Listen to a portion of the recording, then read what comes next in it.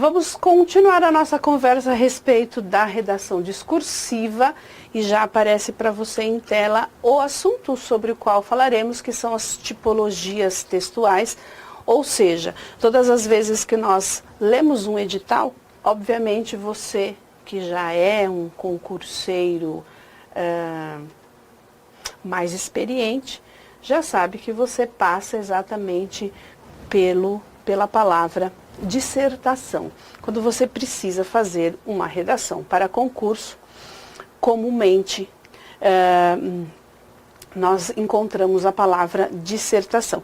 Claro que em redações para vestibular, é possível que as bancas, a Unicamp, por exemplo, possa cobrar textos narrativos, textos injuntivos, textos descritivos, mas para nós que vamos prestar provas para concurso público, vamos guardar sempre a característica de um texto dissertativo. Porque quando eu falo do texto descritivo, eu estou necessariamente entendendo fazer um retrato verbal, estou usando palavras para poder desenhar, entre aspas, uma imagem, um objeto, uma pessoa. Então não há a possibilidade de você defender uma tese, defender uma ideia, colocando trechos descritivos. Se você está atento à palavra descrição, caracterização, nós faremos o uso preferencialmente de adjetivos, né, que são aqueles termos qualificadores. Como o texto dissertativo, na verdade, ele tem a intenção de expor e defender e concluir uma ideia, necessariamente o seu ponto de vista a respeito de um determinado assunto, então é óbvio que eu não posso fazer o uso de adjetivos, porque aí eu estou contando, detalhando determinada situação. Então veja que eu posso perder aí alguns pontos, ou eu posso inclusive zerar a minha redação quando eu misturo tipos textuais. Descrever situações não é aquilo que o edital, não é aquilo que o comando da redação está dizendo. Ela diz: redija um texto dissertativo a respeito de determinado assunto. Dissertar é expor, defender e concluir uma ideia sua a respeito de determinado assunto. Tudo bem? Então veja que aqui nós não faremos o uso de textos descritivos. Quando a gente fala de narração, isso a gente faz desde 1903, né? Todas as vezes que a gente tinha lá a hora da redação, a hora da produção, você contava uma história real ou fictícia, em que você inseria ali determinados personagens, inclusive às vezes você se inseria dentro do texto, contava uma história, você era o narrador da história e essa história se passava dentro de um determinado tempo, de um determinado espaço. Isso é fácil, né? A gente contar causos, contar histórias, contar situações da nossa vida, isso é fácil. É fácil, por isso que não é cobrado nas provas de concurso, né? Porque você precisa ter argumentos fortes para convencer o seu leitor a respeito do posicionamento que você adotou frente àquele tema. Então, o texto narrativo também vai fugir. Muitas vezes, o candidato também confunde argumento de autoridade com narração. Cuidado com isso. Quando você usa o argumento de autoridade, você está usando um teórico, você está usando dados, ou você está usando fontes que sustentem ajudam a sustentar o seu posicionamento e a sua argumentação.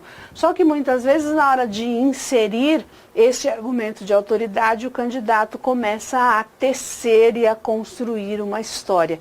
Isso também é o que nós chamamos de fuga tangencial. Você fugiu ao gênero solicitado, ao tipo solicitado pelo comando da prova. Então, textos narrativos também não. Textos injuntivos, muitas vezes nós temos a tendência de encerrar o nosso texto com um certo teor doutrinário, o que eu acho tenebroso quando você começa a dizer assim, as pessoas têm, porque as pessoas devem, porque o mundo deve. Veja, quando você usa a palavra deve, você está quase criando um manual de comportamento para que as pessoas mudem determinada situação sobre a qual você falou sobre o seu texto. Também não é esse o objetivo de um texto dissertativo. Embora muitas vezes nós consigamos caminhar para um apontamento, para uma possível solução para aquele determinado problema, mas a gente não usa esta solução, nós não apresentamos essa solução de modo doutrinário, de modo taxativo. Então veja que o texto injuntivo, ele tem predominantemente o verbo no modo imperativo, que é aquele modo verbal que denota uma ordem, um pedido ou um conselho. Não pode aparecer isso no seu texto, tudo bem? Porque você não está construindo um manual de instruções. Você está simplesmente, mais uma vez, observando ali o que está aparecendo nessa imagem. Você vai expor a sua opinião sobre determinado assunto, defender até a morte essa sua opinião e concluir o seu texto retomando a sua tese e apresentando uma possível solução, caso tratar-se de um problema. Tudo bem? Então vamos lá. Quando a gente fala de textos, tipologias textuais, eu posso entender aqui mais uma vez essa colocação que já fiz no slide anterior, ou seja, eu estou falando necessariamente dos textos descritivos, dos textos injuntivos, dos textos argumentativos, dos textos expositivos e dos textos narrativos. Eu já ouvi falar que existem outros tipos textuais. Sim, os básicos são esses, ok? Mas aí a gente vai pensar, bom, se existem tipos textuais, e a Silvia acabou de dizer que o meu tipo textual é o texto argumentativo, como é que eu trato quando a banca, por exemplo, pedir para que eu faça um texto expositivo? Então, existem esses dois tipos de texto, tipologia textual. Vou fazer a leitura do que eu coloquei aqui, ó. São composições linguísticas que têm como característica a predominância de certas estruturas sintáticas, tempos e modos verbais, classes gramaticais, combinações, etc., de acordo com sua função e de qual é a intenção no interior do gênero textual. Se os gêneros textuais são inúmeros, a tipologia ela é limitada. Nós temos a narração, a descrição, a argumentação, a exposição e a injunção. Quando eu falo de gêneros textuais, aí eu posso pensar em abrir leques. Por exemplo, um texto narrativo, ele pode se subdividir em vários gêneros, desde que a estrutura básica seja a ideia do contar. Eu posso contar um fato, uma notícia, eu posso contar uma piada, eu posso contar uma história envolvendo animais, eu posso contar uma história cuja intenção seja terminar com um ensinamento. Então, eu estou falando ali, ó, fábula, crônica, piada, notícia, reportagem, tudo isso são textos narrativos, são gêneros da narração. Tudo bem? Então, fazendo a leitura ali, ó, os gêneros são as espécies de textos efetivamente produzidos em nosso cotidiano, cumprindo as funções comunicativas que apresentam características gerais comuns, como forma, estrutura linguística e assunto facilmente identificáveis, conforme eu já falei para você. Então veja que um texto dissertativo, ele pode ter aí a sua estrutura, o seu gênero pode ser subdividido, e é sobre isso que a gente vai falar. Ou seja, quando a gente vai prestar uma prova, qual é o tipo de texto que a banca vai colocar. Então veja, dependendo da banca para a qual você vai prestar a prova, você vai encontrar isso aqui, ó. Redija um texto dissertativo a respeito de determinado assunto. Redija um texto expondo o seu ponto de vista. Redija um texto dissertativo barra argumentativo a respeito de determinado assunto. Então vamos entender que aqui existe só um pequeno diferencial entre o que é uma redação dissertativa expositiva e uma redação dissertativa argumentativa.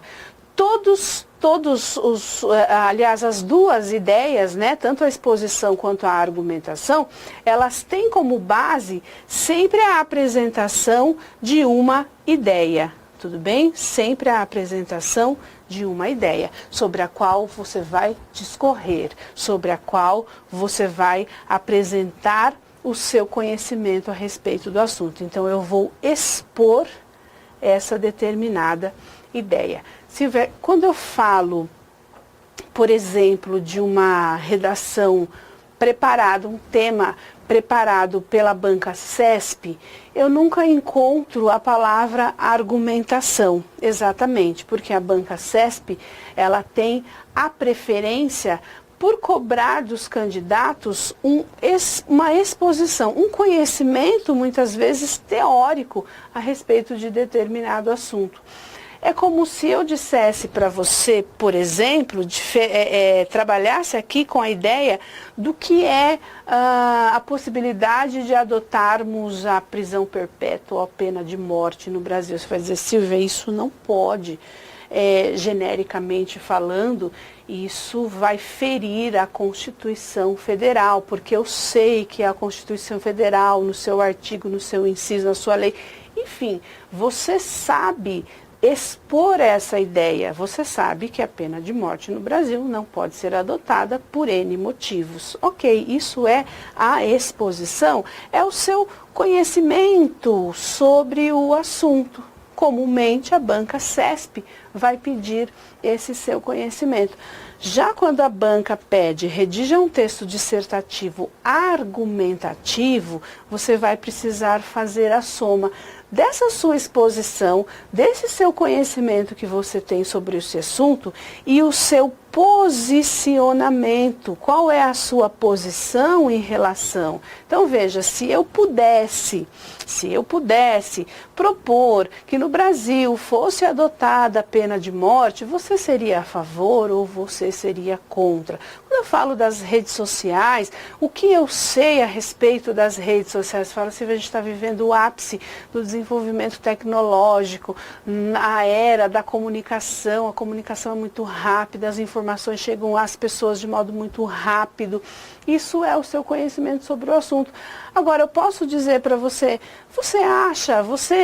na sua opinião, o avanço tecnológico, ele vem prejudicando as relações interpessoais, as relações entre as pessoas, o modo como as pessoas se relacionam, o modo como as pessoas lidam com o relacionamento, com as relações? Essa é a sua argumentação. Então, para você dizer eu acho isso ou eu acho aquilo, você vai precisar sustentar esta sua opinião. E aí você vai fazer o uso da argumentação. Deu para entender? Então, para a gente fechar essa ideia, eu posso dizer para você assim, olha, a banca CESP comumente vai cobrar só a exposição do seu conhecimento sobre o assunto. Às vezes ela pode até em um de seus tópicos pedir ali um certo conhecimento pessoal seu, mas quando a gente fala de redações elaboradas pela Banca Fundação Carlos Chagas, necessariamente ela quer saber qual é o seu posicionamento sobre determinado assunto e qual é a carga, qual é o valor da argumentação que você vai usar para defender essa ideia. Tudo bem? Vou encerrar esse bloco de conversas, daqui a pouco eu volto.